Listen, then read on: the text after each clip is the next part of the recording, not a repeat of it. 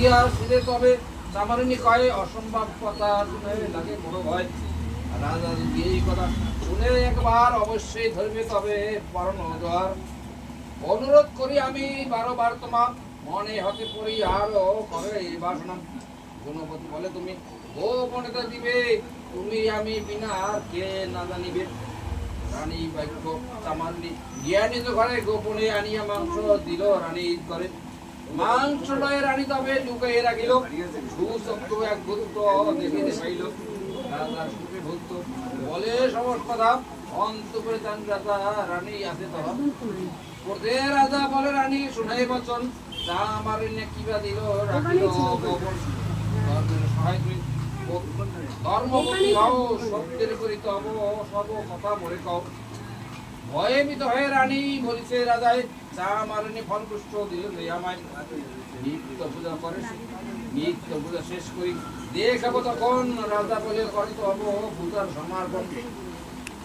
রাজসভা হয়ে আসি দেখিবার চাই দুর্গা দুর্গা বলে রানী বসল পূজায়।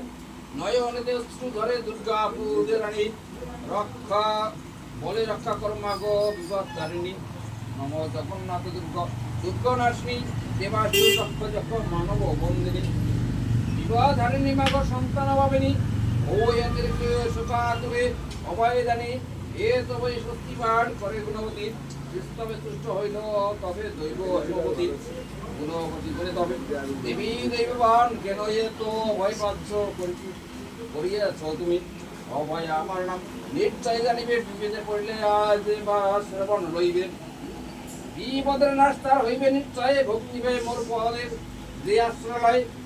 স্তবে তুষ্ট হয়ে বরদে দিলাম তোমাকে মাংস হইল ফল পুষ্প দেখাও রাজাকে। আচ্ছাদন রানী দেখিল তোরাই আসে পাত্র ফল পুষ্প মায়েরই কৃপায়। ডাকিয়া রাজারে তবে ফলপুষ্প দিল আনন্দিত হয়ে রাজা প্রসাদ খাইল। রাজা বলে শুনো রানী ক্ষমা করো মরে কত মন্দ বাণী আমি বলছি তোমার। মরণ কালে রানী ব্রত আচারিয়া অন্তিম কালে যায় কৈলাসে চলিয়া।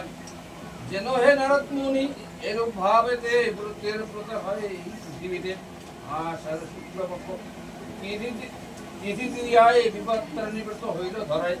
মঙ্গলবার শনিবার নবমীর মধ্যে উপযুক্ত কাল হয় এই ব্রত পড়েছে। বিপদ নিবৃত্ত করে যেই জন বিপদের নাশ তার হয় সেই অক্ষর। জয় শঙ্কর দাদা